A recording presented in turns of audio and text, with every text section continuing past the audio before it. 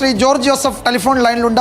ശ്രീ ജോർജ് ജോസഫ്, ഞാൻ നേരത്തെ താങ്കളോട് ചോദിച്ചത് ഈ പറയുന്ന മയക്കുമരുന്നിനെതിരെ സംസ്ഥാന ആഭ്യന്തര വകുപ്പ് നടത്തുന്ന ഒരു ക്യാമ്പയിൻ ആളുകൾക്കിടയിൽ വലിയ ചർച്ചയായിട്ടുണ്ട്. കേരളത്തിന് പുറത്തു നിന്നുള്ള പ്രതികരണം പോലും ഇക്കാര്യത്തിൽ വരുന്നുണ്ട്. അതിനിടെയാണ് ഈ പറയുന്ന കോൺഗ്രസിൻ്റെ പ്രധാനപ്പെട്ട ഒരു നേതാവ് കെ സുധാകരൻ, ഒരു MP, KPCC അധ്യക്ഷൻ കൊച്ചിയിൽ ഈ മയക്കുമരുന്ന് വിരുദ്ധ ഒരു യോഗം ചേരുന്നു. ആ യോഗത്തിൽ പങ്കെടുക്കുന്നതിലധികവും ക്രിമിനലുകളാണ്. അവർ തൊട്ടടുത്ത ദിവസം തന്നെ അടിപിടി കേസിൽ പിടിയിലാകുന്നു. അപ്പോൾ തൂഫാൻ വാരിയറായി കെ സുധാകരൻ പ്രഖ്യാപിച്ചത് ഇങ്ങനെ കുറേ ആളുകളെയാണ്. അപ്പോൾ ഇത് ഈ പദ്ധതിയെ തന്നെ കളങ്കപ്പെടുത്തുന്നതല്ലേ? എന്താണ് നമ്മൾ ഈ ഇത്തരം യോഗങ്ങളൊക്കെ ചേർന്ന് ആഭ്യന്തര വകുപ്പിനെ വെല്ലുവിളിക്കുന്നതിന് തുല്യമല്ലേ ശ്രീ ജോർജ് ജോസഫ് ഇവരുടെയൊക്കെ നീക്കങ്ങൾ?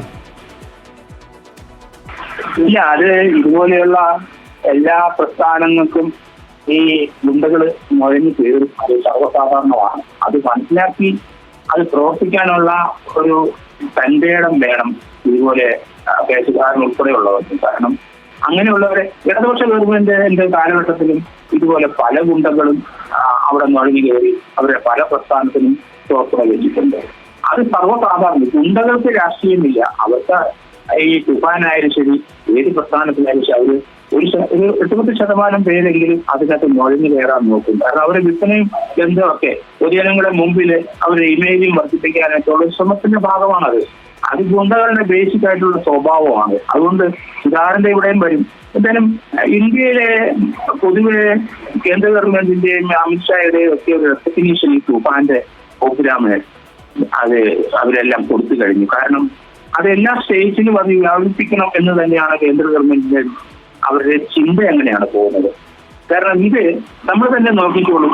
ഗുണ്ടകളൊക്കെ ഇതിനകത്ത് വന്ന് കയറുന്നുണ്ടെങ്കിൽ അതിനകത്ത് ഒരു 90% എത്ര നല്ല രീതിയിലാണ് അത് സംസ്ഥാനത്ത് പോകുന്നത്. കാരണം അങ്ങനെ ഒരു നീക്കം ആരും ഒരു രാഷ്ട്രീയ ശക്തിയിലും ആരും ഇവിടെ നടത്തിയിട്ടില്ല. കാരണം നമ്മുടെ കുട്ടികളെല്ലാം വഴി തെറ്റിപ്പോയി കഴിഞ്ഞു. സമൂഹം കംപ്ലീറ്റ് ചെതറിപ്പോയി. അത് കഴിഞ്ഞ 2 തലമുറ, ഒരു 40-45 വയസ്സ് വരെ ഉള്ള എല്ലാ മധുരാനികളും അച്ചടിക്കുന്നവരും പെൺകുട്ടികളും ആൺകുട്ടികളും ചേർത്താൻ ഞാൻ പറഞ്ഞു. ആ ലെവലിലോട്ട് പോയി. ഇപ്പോഴത്തെ ആ പിടുത്തത്തിന്റെ തോത് നോക്കിക്കോളൂ. എത്ര MPN എത്ര സ്ഥലത്തുനിന്നാണ് കേരളത്തിന്റെ മുക്കിലും മൂലയിലും പൊക്കുകയുണ്ട്. അല്ല ശ്രീ ജോർജ് ജോസഫ്, അത് നമ്മൾ ആ പദ്ധതിയോടുള്ള നമ്മളുടെ സർവാത്മനായുള്ള യോജിപ്പ് ഇതിനോടൊക്കെ പ്രഖ്യാപിച്ചതാണ് എല്ലാവരും, അതിലൊരു തർക്കവുമില്ല. പക്ഷേ ആ പരിപാടി അതിഗംഭീരമായി നടക്കുമ്പോൾ, അത് ആഭ്യന്തര വകുപ്പ് മുന്നോട്ട് കൊണ്ടുപോകുമ്പോൾ ഈ പറയുന്ന ഒരു പ്രധാനപ്പെട്ട നേതാവ് ഇതിനെതിരെ അല്ലെങ്കിൽ ഈ പറയുന്ന പദ്ധതിക്ക് വേണ്ടി വിളിച്ചു ചേർക്കുന്ന ഒരു യോഗത്തിൽ പങ്കെടുക്കുന്നവരാരൊക്കെയാണ്? അവർ ഈ മയക്കുമരുന്ന് കേസിലെ പ്രതികളാണ്, അടിപിടി കേസിലെ പ്രതികളാണ്, ഗുണ്ട ആക്രമണ കേസിലെ പ്രതികളാണ്. ഇനി ആ യോഗത്തോടെ ഇവർ നല്ലവനായ ഉണ്ണിയാണ് എന്ന് നമുക്കങ്ങ് പറയാം. പക്ഷെ പിറ്റേ ദിവസം ബാറിൽ ഒരാളെ തല്ലിക്കൊല്ലാൻ പോയ കേസിലെ പ്രതിയാകുന്നു. അയാൾ ആ ബാറിൽ കാട്ടിക്കൂട്ടുന്ന അതിക്രമം മുഴുവൻ ദൃശ്യങ്ങളായി പുറത്തു വരുന്നു. അപ്പോൾ ഈ പറയുന്ന പദ്ധതി ഇത് അട്ടിമറിക്കപ്പെടുന്നത് അങ്ങനെയല്ലേ? ഇത്തരക്കാർ ഇതിനിടയിൽ നുഴഞ്ഞു കയറുന്നത് എന്തിനാണ്? അവർക്ക് നുഴഞ്ഞു കയറാൻ അവസരം കൊടുക്കുന്നത് കെ സുധാകരനെ പോലൊരു നേതാവാണ്. അദ്ദേഹം വിളിച്ച യോഗത്തിലാണ് പങ്കെടുത്തത്. അവിടെയാണ് പ്രശ്നം. ഈ പദ്ധതി സമ്പൂർണ്ണമായി പിന്തുണയ്ക്കുകയാണല്ലോ നാട് മുഴുവൻ, കേരളം മുഴുവൻ. അപ്പോൾ അതിനിടയിൽ ഒരു കോൺഗ്രസ് നേതാവ് തന്നെ വിളിക്കുന്ന യോഗത്തിൽ പങ്കെടുക്കുന്ന മുഴുവൻ ഇത്തരം കേസിലെ പ്രതിയാണ്. അതെങ്ങനെയാണ് ശരിയാകുന്നത്? അതാണ് ഞാൻ ചോദിക്കുന്നത്. ഇല്ല, അദ്ദേഹം വിളിച്ചാലും ആര് വിളിച്ചാലും ശരി, ഇങ്ങനെ അവര് ഇങ്ങനെ ഒരു യോഗം വിളിക്കുമ്പോൾ അതിനകത്ത് ആൾക്കൂട്ടം മാത്രമാണ് അവർ നോക്കുന്നത്. ഇതിനകത്ത് വന്നു കയറുന്നവരെ തീർച്ചയായിട്ടും അത് നടത്തുന്നവരെ അതിന്റെ ഭാരവാഹി തിരിച്ചറിഞ്ഞ അവരെ പുറത്താക്കേണ്ടതാണ്. അങ്ങോട്ട് നീങ്ങണം. അതുപോലെ കാര്യങ്ങൾ മുന്നോട്ട് നീങ്ങണം. കാരണം അതിനകത്ത് സുധാകരൻ വരുന്നിടത്ത് ആൾക്കൂട്ടം ഉണ്ടാവും. നമ്മളത് കാരണം അദ്ദേഹം ഒരുക്കപ്പെട്ട ഈ നിയമവ്യവസ്ഥകൾക്കൊക്കെ എതിര് പറയുന്ന ആൾക്കാർ. അപ്പൊ അതുകൊണ്ട് ഈ യുവന്മാരെല്ലാം ഇടിച്ചു കയറും. പക്ഷെ അത് കോൺഗ്രസ് നേതാക്കന്മാരും മറ്റൊരു മനസ്സിലാക്കണം. ഇപ്പം തന്നെ ഇയാള് ഈ സുധാകരന്റെ അവിടെ ആ യോഗത്തിൽ പങ്കെടുത്തവരെയും ബാറിനകത്ത് വേറൊരാളെ കുത്തിക്കൊല്ലാനായിട്ടൊക്കെ പോയെന്ന് പറഞ്ഞു കഴിഞ്ഞാൽ അയാൾ പക്ക ക്രിമിനലാണ്. അങ്ങനെയുള്ളവരെ തെരഞ്ഞെടുക്കണം. അങ്ങനെ തെരഞ്ഞ് കണ്ടുപിടിച്ചിട്ട് അവരെ ഒഴിവാക്കാനുള്ള ശ്രമം ഈ നേതാക്കന്മാരുടെ ഭാഗത്ത് നിന്ന് തീർച്ചയായിട്ടും ഉണ്ടാവണം. അത് നടത്തിപ്പ് ആരാണെങ്കിലും അവിടുത്തെ ലോക്കലായിട്ടുള്ള കോൺഗ്രസ്സുകാരായിരിക്കും. അവരെ ഇങ്ങനെയുള്ളവരെ കൂട്ടത്തിൽ അവിടുന്ന് മാറ്റണം. പക്ഷെ അവര് ഒരു നല്ല ഉദ്ദേശത്തോടെ വന്ന് ഇന്നത്തെ പങ്കെടുക്കുന്നെങ്കിൽ അവരെ പങ്കെടുപ്പിക്കാതിരിക്കാനും കഴിയില്ലല്ലോ. പക്ഷെ ഇപ്പൊ ബാറിലോട്ട് പോയി ഒരാളെ കുത്തിക്കൊല്ലാനുള്ള ശ്രമം ഇവിടെ ഈ തുഫാന് ആ യോഗത്തിലേക്ക് വന്ന് അതിനുവേണ്ടി പ്രവർത്തിക്കുകയും ചെയ്യുന്നെന്ന് പറഞ്ഞാല് അവർ ഇനിതെല്ലാം മൂലികൾ തന്നെയാണ്. അത് പാർട്ടിന്നായാലും ശരി സംഘടനയിൽ അവരെ പുറന്തള്ളാനുള്ള ഒരു ആർജവം ഇതിന് കാണിക്കണം. അത് അവിടുത്തെ ലോക്കലായിട്ടുള്ള ഈ സംഘടിപ്പിക്കുന്ന ആൾക്കാർ അത് തിരിച്ചറിഞ്ഞ് അവരെ ഒഴിവാക്കേണ്ടിയിരിക്കുന്നു.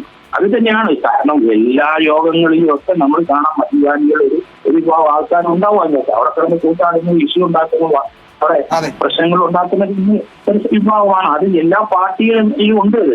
പക്ഷെ അത് തിരിച്ചറിഞ്ഞ് ഇത്രയും വലിയൊരു പ്രോഗ്രാം രാജ്യഭാഗമായിട്ട് നമ്മൾ നടത്തുമ്പോൾ അതിന് ഇതുപോലുള്ള ആൾക്കാർ വന്നു കയറി അത് അലങ്കോലപ്പെടുത്താനും അതിന്റെ ഇമേജ് നശിപ്പിക്കാനും ശ്രമിക്കുന്നുണ്ടെങ്കിൽ അത് കോൺഗ്രസ് നേതൃത്വത്തെ കുറ്റം പറഞ്ഞാൽ പറ്റുള്ളൂ. കാരണം അതാ നേതാവോ സംഘടിപ്പിച്ചവരോ ശ്രദ്ധിക്കേണ്ട കാര്യം തന്നെയാണ്. എന്തായാലും അതൊരു നാണക്കേടായി പോയിട്ടുണ്ട്. അത് ഈ പരിപാടിയുടെ ആകെ അതിന്റെ ആകെ മഹിമയെ കെടുത്തുകയും ചെയ്തിട്ടുണ്ടെന്നതിൽ തർക്കമില്ല. വളരെ നന്ദി ശ്രീ ജോർജ് ജോസഫ് പ്രതികരിച്ചതിന്.